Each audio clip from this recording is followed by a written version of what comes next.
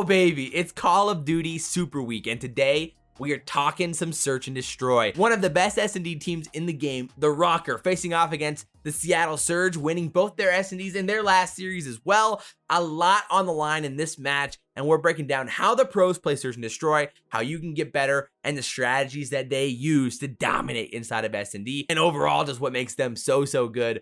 My goodness, I'm excited to talk about it. So without further ado, let's get right into it. Let's go. So this first clip is awesome, and this is from Accuracy, Minnesota Rokkr. And again, like I said, they've been on a roll in SnD, and it's because of plays like this from their team, the patience that they have, the ability that they have to play with their teammates, and you're gonna see that here in this clip. So basically, we're just gonna roll it, and then I'll pause it in the middle. So without further ado, let's check it out. Pay attention to his patience here. Let's go. They decide to play aggressive towards ring, try to eliminate this B-bomb site, and I think that's exactly what they're going to do, but all the callouts from Accuracy are going to come in. He should be able to pick up a couple, able to open up with the first blood on the Gunless, has the information that there is a player on bomb, but he's doing exactly what he needs to, man. Just stay alive, slow enough time for your teammates to try to get back to you.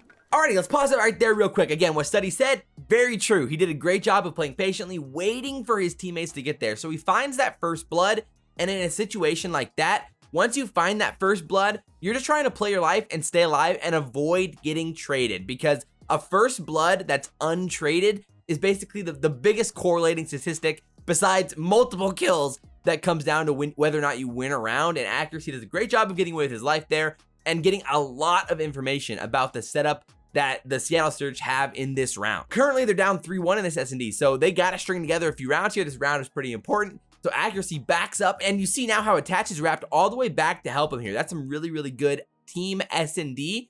And what you're going to see here is how Accuracy plays so patiently, waiting for a potential trade opportunity as Attach is watching the outside pool. And then pay attention to how he plays off the bomb here. It's really nice. Let's check it out. And Looney actually decided to take a dip, tries to go for the quick challenge on Accuracy, who pretty much just tries to buy his teammates some time overall, and based off of that, they've now got somewhat of a presence over here. Seattle starting to feel the pressure of being trapped as Major Maniac commits for the pinch. So there you go. Now it's basically a 4v1. Basically, the round is locked up. Priestahh does make some nice plays in this first second to give him a chance, but either way, the Rokkr end up winning the round. And man, Accuracy, I love how he plays that, man. Patient SnD plays get me hyped, dude, because that is the best, highest percentage chance way to play search and destroy in that situation. Like I said, he first waits for Attach to watch that outer Tiki. He's there for a potential trade. He's playing with Attach at the back, and then they're communicating with their teammates inside of mid. Major Maniac's like, yo, I'm pushing the stairs. I'm pushing water stairs. I can try to get the guy off bomb. Accuracy's calling that he's in the corner. Major Maniac finds the kill, and they eliminate the player in the window, and boom, 4v1. They got the round in the book. So just awesome SnD there from the Rokkr, from Accuracy, from the squad as a whole, really, with how they played that. Me and you, the patience there and the communication with your teammates, the map awareness as a whole, and converging on the bomb together. That's awesome search and destroy.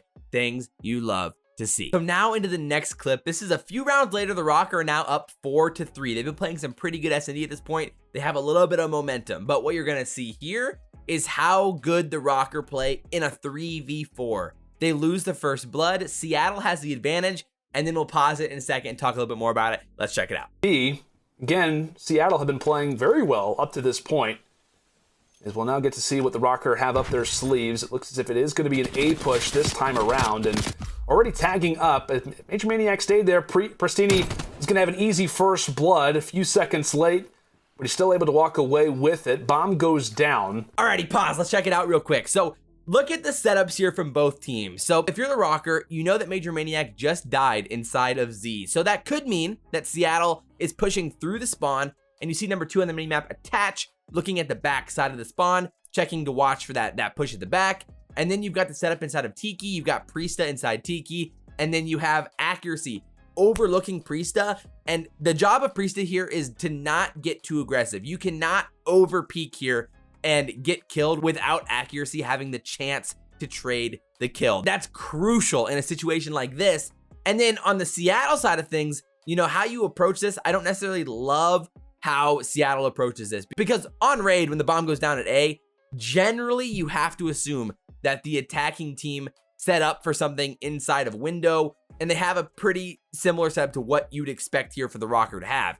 And so in my opinion, because of how they were set up, I would rather pinch through mid and through the back of the spawn than trying to pinch through this backside, because then you have to attack the bomb and then you give the offense the heady. There's a lot of different things here, a lot of different strategies you can go with. Without talking your head off anymore, let's check it out. Pay attention to how the Rokkr play for these trades here and communicate very, very effectively. Let's check it out.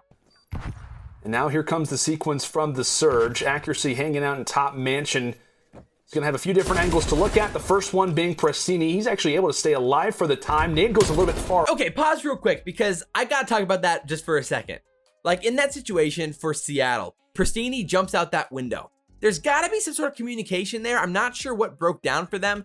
Like Priestahh would say like, yo, I'm going, let's hit it, or let's push, or like, let's trade these kills, or something along those lines. Like I'm going to bait, like something along those lines.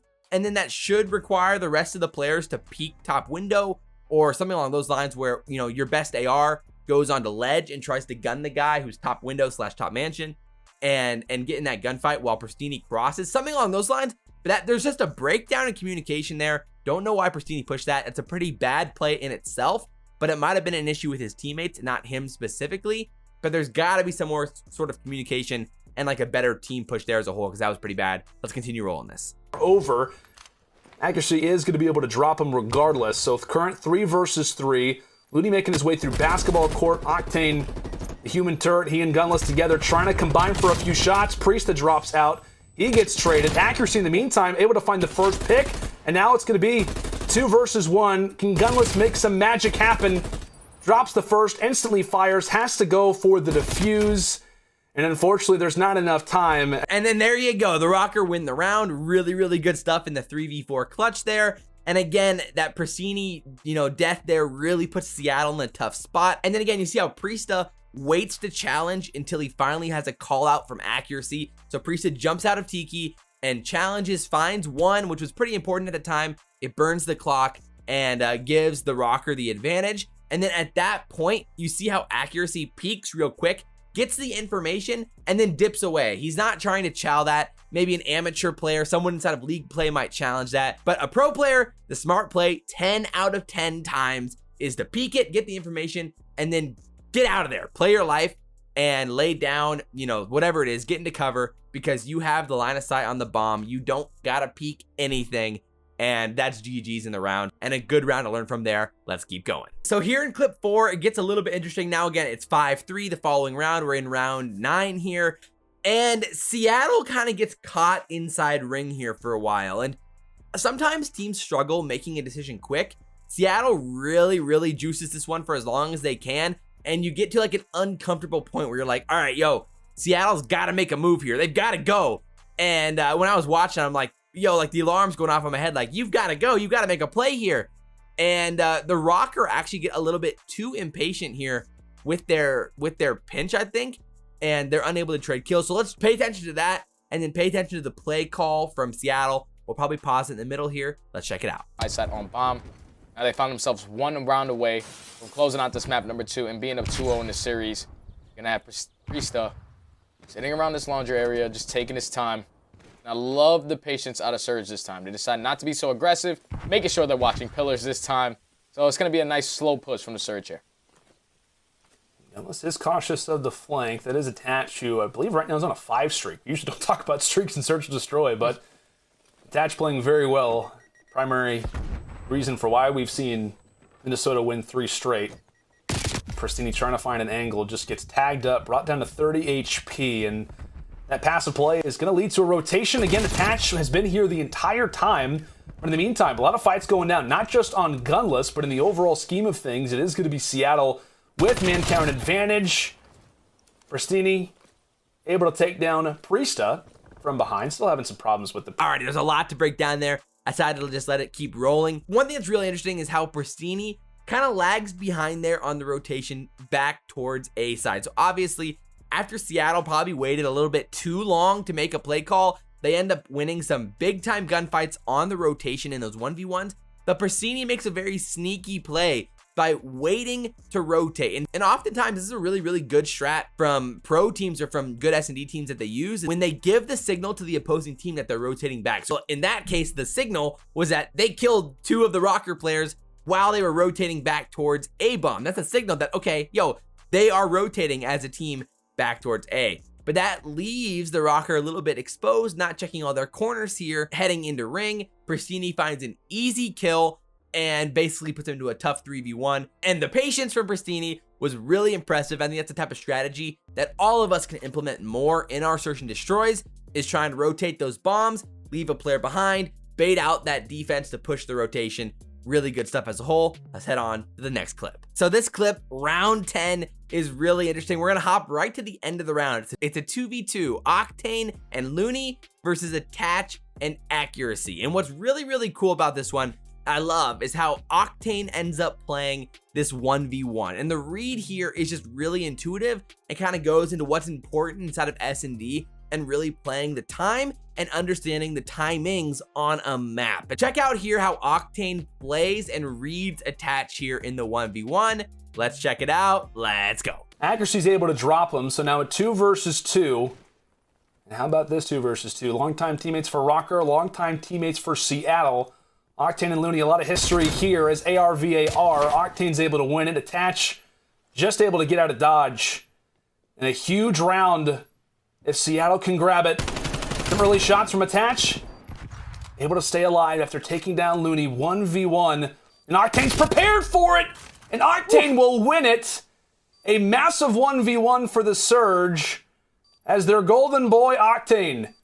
Oh man, I love that, man. That's a great play from Octane to force a round 11. So the read that he actually had there was Attach was top cash, okay? So the options that Attach has here are re-challenge the bomb from top cash, rotate back to mid to where he died, or push on to ledge, back around kitchen, or wrap all the way to basketball courts and attack from back basketball courts. So Octane has to check where the bomb is planted specifically, what side of the bomb. And that's always an important read inside of SnD because that gives you a lot of information about where the player can actually try to challenge you from. So he sees that the bomb is planted on the far side of the bomb towards the wall and for the back window or for basketball courts. But what Octane knows is that Attach can't get to basketball courts in time if Octane was to hop on the bomb immediately. So that would be a really dumb play and something that Attach wouldn't do. So immediately when Octane sees that that bomb is planted from the far side, he knows that Attach either has to A, challenge out of the window from cash, or rotate back towards the middle stairs. Those are the only 2 options that Attach has if he doesn't want to get ninja diffused in this round by Octane. So Octane immediately reacts to that, basically anticipates that Attach is going to be here, guns him from the top of the stairs, wins the round. Really, really, really good read from Octane, and of course, good gun skill as a whole from Octane, not missing a bullet there. Overall, fantastic SnD and how he quickly processes that, uses his anticipation, and wins the gunfight like that. My goodness, good SnD as a whole. And my word, as you all know, inside of the round 11, then the Rokkr go on to clutch it up in the round 11, taking the map as a whole, and just barely eking out this search and destroy in a big time match for both of these teams. But there it is. I hope you guys enjoyed this video. We do a lot of these types of videos here around the channel, so I would love if you guys subscribed and supported it any way possible. But as always, guys, I'm your boy Faze Elite. Like, comment, subscribe, share the video if you guys really enjoyed it. Enjoy some Call of Duty this week. As always, I'm your boy Faze Elite, and we will see you next time. I'm out.